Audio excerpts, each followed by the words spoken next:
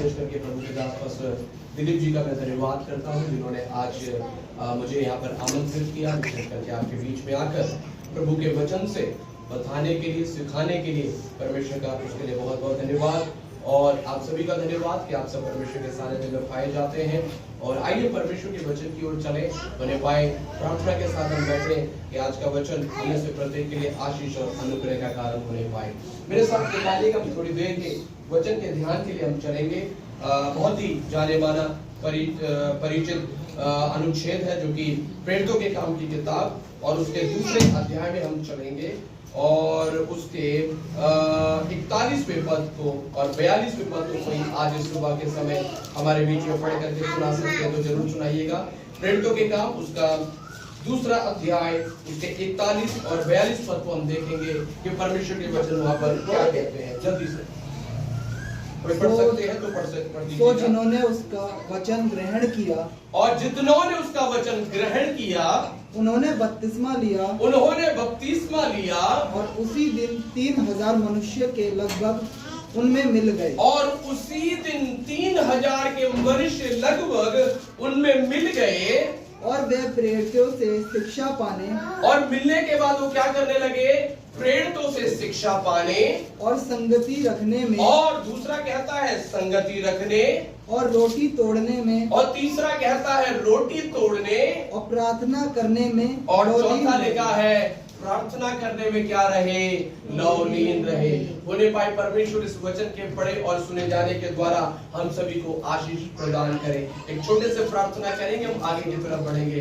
प्यारे प्रभु जी, मैं आपका बहुत बहुत धन्यवाद करता हूँ इस मंडली के लिए, और यहाँ पर उपस्थित प्रत्येक जन को आपके सामर्थ्य और बलवंत हाथों में सौंपते हैं और मांगते हैं कि पिता परमेश्वर आप अपने वचनों के जरिए हमसे बातें करें, हमें सिखाएं, और होने पाए जो वचन हम आज सीखते हैं वो हमारे हृदय और मन में बसने पाए और हम उसके मुताबिक चलने वाले हो। आपके सामर्थ्य हाथों में सौंपते हैं, धन्यवाद के साथ यीशु मसीह के नाम से मांगते हैं, आमीन। मेरे प्रिय लोगों, जो वचन अभी हमने यहाँ पर पढ़ा है, यह वचन उस समय का है जिस समय पर प्रभु यीशु मसीह स्वर्ग में चले गए थे, और प्रभु यीशु मसीह के चेले अर्थात 12 चेले हुआ करते थे। उनमें से एक चेला था जिसका नाम पतरस था। उसने क्या किया? पेंतीकोस्त के दिन जब वो पवित्र आत्मा से भर गया तो वो प्रभु यीशु मसीह के बारे में उसने प्रचार करना शुरू किया, उसने सुसमाचार सुनाना शुरू किया। उसने प्रभु यीशु का जब सुसमाचार सुनाया तो बाइबल कहती है कि यीशु का सुसमाचार सुनने वालों के, अगर उसका थोड़ा सा ऊपर पढ़ेंगे वहां पर लिखा हुआ है सुनने वालों के हृदय क्या हो गए? छिद गए, लिखा हुआ है। हालेलुया। देखिएगा परमेश्वर का वचन पता कैसा है? बाइबल कहती है परमेश्वर का वचन जीवित है, प्रबल है और सामर्थी है। और कई बार ये परमेश्वर का वचन पता है क्या करेगा? हमारे हृदय को क्या करेगा? छेदेगा, है ना? क्यों छेद रहा है ये परमेश्वर का वचन? क्योंकि पवित्र आत्मा अपने वचन के जरिए हमें क्या करती है? कायल करती है। पवित्र आत्मा अपने वचन के जरिए हमारे पापों के कारण हमें क्या करती है? हमें बताती है। पवित्र आत्मा बताते हैं कि देख तूने पाप किया है, और पाप करने के कारण तू परमेश्वर से क्या हो गया है? दूर हो गया है। और देख यदि तू परमेश्वर के नजदीक आना चाहता है तो तू प्रभु यीशु मसीह पर क्या कर ले? विश्वास कर ले। मेरे प्रिय लोगों, बाइबल कहती है पतरस प्रचार कर रहे थे, यीशु के बारे में प्रचार कर रहे थे, और पवित्र आत्मा ने क्या किया? उस वचन के जरिए सुनने वाले के हृदय क्या होने लगे? छिदने लगे। और बाइबल कहती है आमीन, जब उन्होंने वचन को जब उनको छिदने लग गया तो उसके बाद उसने अगला पता है क्या काम किया? वहां पर लिखा हुआ है उन्होंने वचन को क्या कर लिया? ग्रहण कर लिया। क्या कर लिया? हम ग्रहण करते हैं क्या? हाँ जी, हम ग्रहण करते हैं क्या?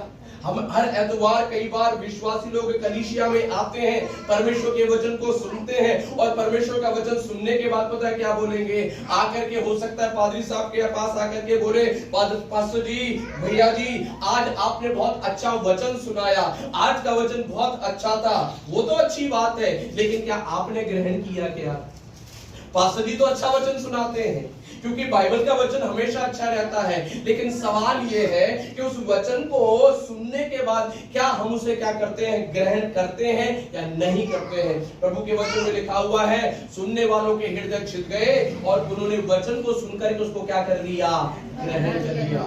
मेरे प्रिय लोगों, आज सुबह के समय में आपको बताना चाहता हूं, सिर्फ वचन को सुनने वाले मत बनिएगा, उस वचन को क्या करने वाला बनना है, ग्रहण करने वाला बनना है। फिर उसके बाद क्या लिखा हुआ है, जिन्होंने वचन को ग्रहण किया उन्होंने क्या लिया, उन्होंने क्या लिया, बपतिस्मा लिया। आमीन, प्रेज़ गॉड। ये बपतिस्मा क्या है, आज थोड़ी देर में इस बपतिस्मे के बारे में मैं आपको बताना चाहता हूं। मुख्य तौर से आज का मेरा संदेश इस बपतिस्मे के बारे में है। मेरे प्रिय लोगों, बपतिस्मा कई बार क्या होता है, कलीसिया के अंदर बहुत सारे लोग आते हैं, कलीसिया के अंदर आते हैं। कोई 5 साल से आ रहा है, हो सकता है कोई 10 साल से आ रहा है, हो सकता है कोई 2 साल से आ रहा है, हो सकता है 6 महीने से भी आने वाले होंगे। लेकिन कई बार पता है क्या होते हैं, हम कलीसिया में तो आते हैं, वचन तो सुनते हैं, वचन को ग्रहण भी करते हैं, लेकिन बपतिस्मा लेने के लिए कई बार तैयार नहीं होते हैं। प्रभु के वचन में यहाँ पर लिखा हुआ है, जितनों उसके वचन को क्या किया, सुना और ग्रहण किया, उन सभी ने क्या कर लिया, बपतिस्मा ले लिया। लेकिन आज कलीसिया के अंदर क्यों नहीं देख पाते हैं, वचन सुनने के लिए हम हर एतवार के समाचार सुनते हैं, परमेश्वर के वचन को सुनते हैं, लेकिन क्या उस वचन को सुनने के बाद उसको ग्रहण करके हमें बपतिस्मा लेने के लिए हम तैयार हो रहे हैं? अगर नहीं तैयार हो रहे हैं तो बड़े ध्यान से सुनिएगा। Praise God. मैं कलीसिया के बीच में कई बार अलग अलग कलीसियाओं में जाकर के प्रचार करता, सेवा करता। मैंने कई बार लोगों के अंदर देखा है, अलग अलग लोगों के अंदर बपतिस्मे को लेकर के अलग अलग कारण पाए जाते हैं। उनसे पूछो कि बहन जी आप क्यों बपतिस्मा नहीं ले रहे हैं, आप तो इतने समय से प्रभु को जानते हैं, आप तो इतने समय से विश्वास में हैं, वो कुछ और कारण बताएंगे।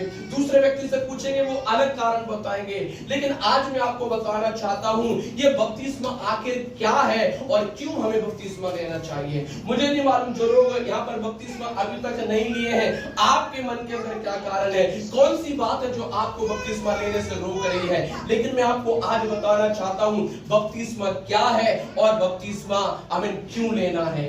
नंबर 1, अगर बपतिस्मे के बारे में अगर हम बाइबल के अंदर सीखे तो बपतिस्मे का सबसे पहला कारण पता है क्या है, बपतिस्मे का मतलब होता है परमेश्वर के अधीन हो जाना। क्या है बपतिस्मे का मतलब, परमेश्वर के अधीन हो जाना। मेरे साथ निकालिए कि वचन हम निकालेंगे पहला पतरस की किताब और उसके 3रे अध्याय में जरा हम आ जाएंगे।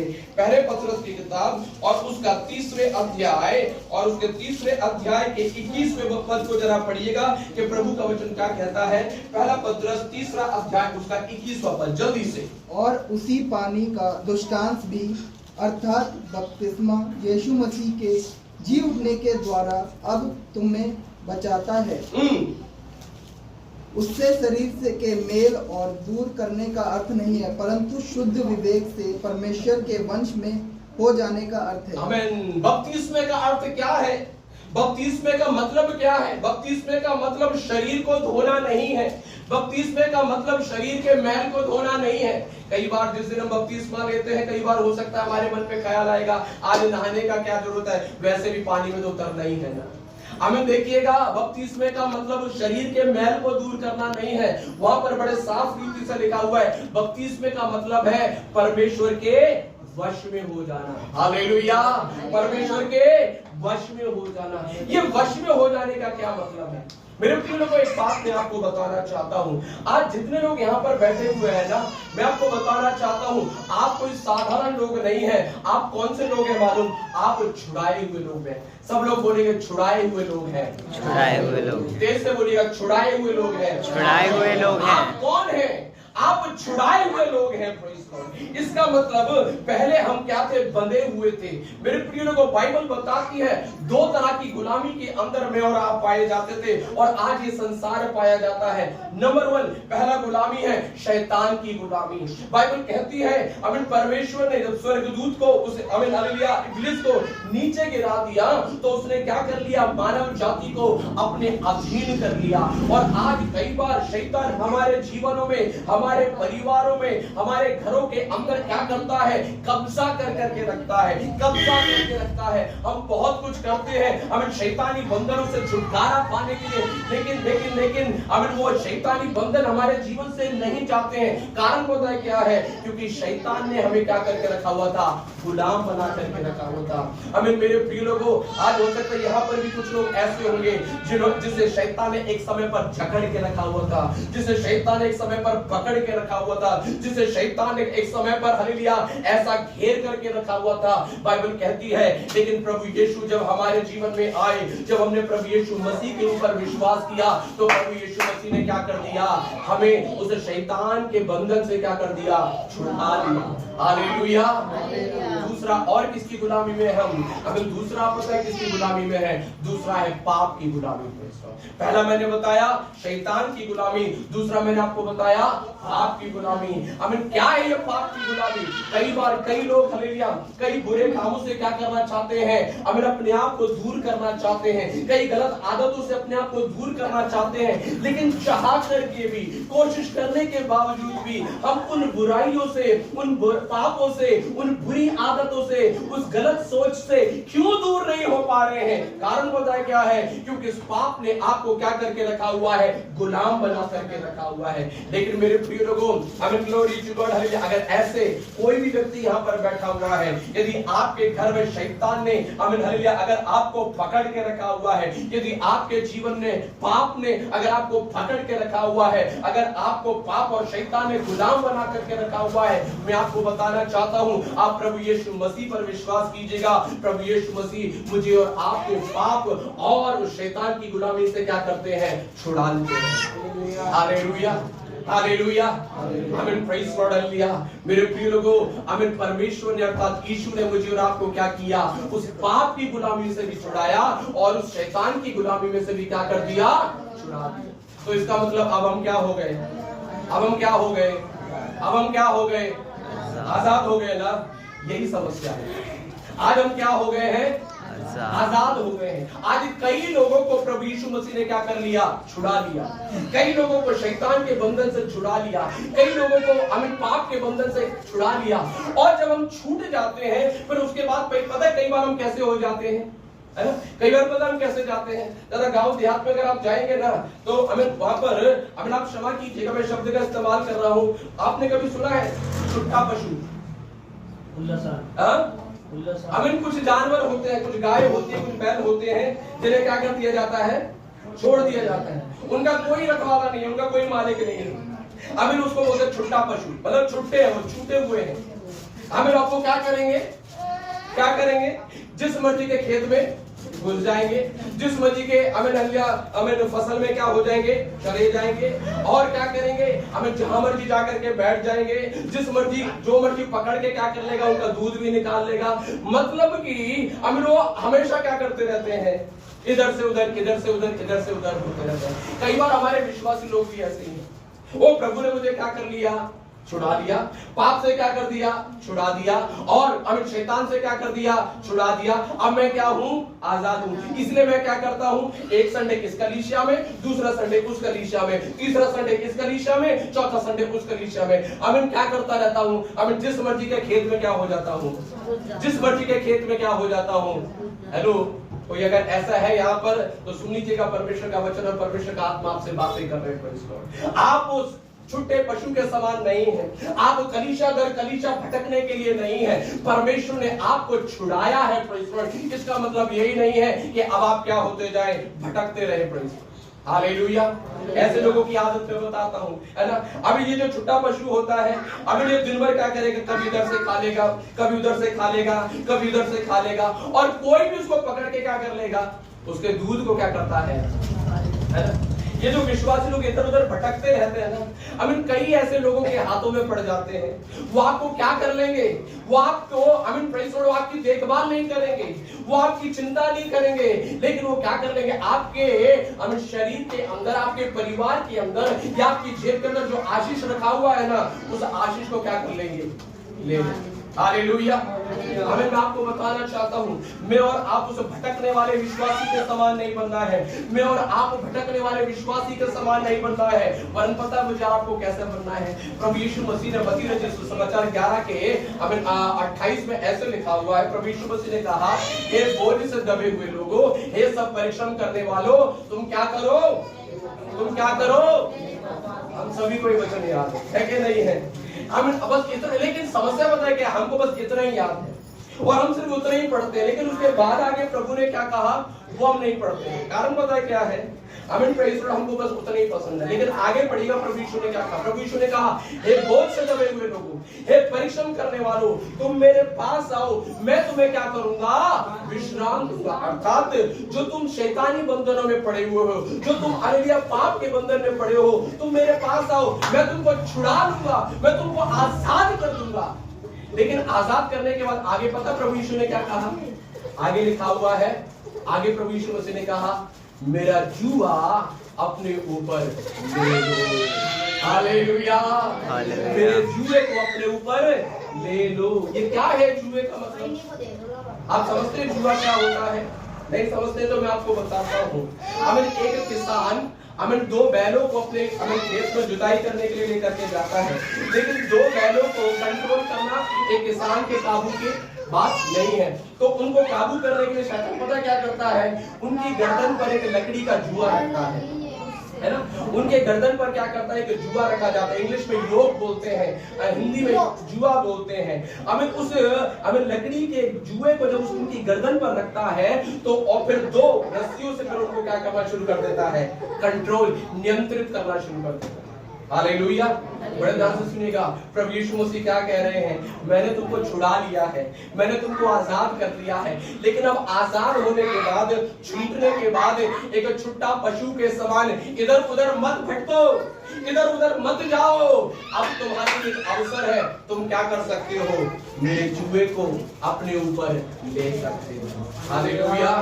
हम बोलेंगे प्रभु जी अभी तो हम उस शैतान के जुए से निकल करके आए, अभी तो हम उस पाप के गुलामी में से निकल के आए, अब आप फिर कह रहे हो कि मेरे जुए को अपने ऊपर ले दो। प्रभु फिर हमें छुड़ाया किस लिए था? प्रभु फिर तुमने आजाद किस लिए किया था? प्रभु यीशु मसीह कहते हैं, हेलो सुनो बड़े ध्यान से। प्रभु यीशु मसीह कहते हैं, मेरा जुआ हल्का है, मेरा जुआ उस शैतान के भारी जुए के समान नहीं है। मेरा जुआ पाप के जुए के समान भारी नहीं है। प्रभु यीशु मसीह कहते हैं, मेरा जुआ कैसा है? हल्का। Hallelujah, hallelujah. आमीन। प्रभु यीशु मसीह ने कहा, जब तुम मेरे जुए को अपने ऊपर ले लोगे तो मैं तुम्हारा क्या बन जाऊंगा? स्वामी बन जाऊंगा। और प्रभु यीशु मसीह कहते हैं, मैं उस शैतान के समान स्वामी नहीं हूं, मैं मन में दीन हूं। मैं मन में कैसा हूं? नम्र हूं, मैं मन में दीन हूं। हे मेरे प्रिय लोगों, आज प्रभु यीशु मसीह जितने लोगों को प्रभु यीशु मसीह ने छुड़ाया है, आज परमेश्वर आपको क्या दे रहे हैं? एक अवसर दे रहे हैं। हे मेरी बेटी, हे मेरे बेटे, मैंने तुझे छुड़ाया है, मैंने तुझे उस पाप से बचाया है, मैंने तुझे उस शैतान से बचाया है, मैंने तुझे उस बीमारियों से बचाया है। क्या तू मेरे जुए के अधीन आना चाहती है? क्या तू मेरे जुए के अधीन आना चाहता है? क्या तू मेरे वश में आना चाहता है? क्या तू मेरे अधीन रहना चाहती है? देख, मेरा जुआ हल्का है, मैं एक कठोर स्वामी नहीं, मैं नम्र और दीन स्वामी हूँ। क्या तू मेरे अधीन आना चाहती है? मेरे प्रिय लोगों, यदि वो अधीन आना चाहते हैं, उस अधीन आने को ही क्या बोला जाता है? बपतिस्मा बोला जाता है। हालेलुया। मैंने क्या बताया? बपतिस्मे का पहला मतलब है परमेश्वर के अधीन। प्रभु यीशु मसीह चाहते हैं कि मैं और आप प्रभु यीशु मसीह के क्या हो जाएं? अधीन हो जाएं, अधीन हो जाएं, क्योंकि यीशु ने हमें छुड़ा लिया है, यीशु ने हमें बचा लिया है। अब हम इधर उधर ना भटकते रहे, अब हम इधर उधर ना भटकते रहे, वरन हम यीशु के अधीन हो जाएं। तो यीशु मुझे और आपको क्या करना शुरू करेंगे? अगुवाई करना शुरू करेंगे, वो मुझे और आपको चलाना शुरू करेंगे। मेरे प्रिय लोगों, हमें परमेश्वर का वचन और परमेश्वर का आत्मा यही बताता है कि बपतिस्मे का मतलब है क्या हो जाना? परमेश्वर के अधीन हो जाना। आज इस सुबह